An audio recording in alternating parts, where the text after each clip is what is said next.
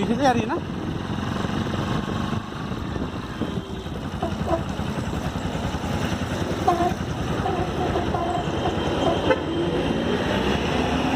ये साथ रेड वाले में आती है।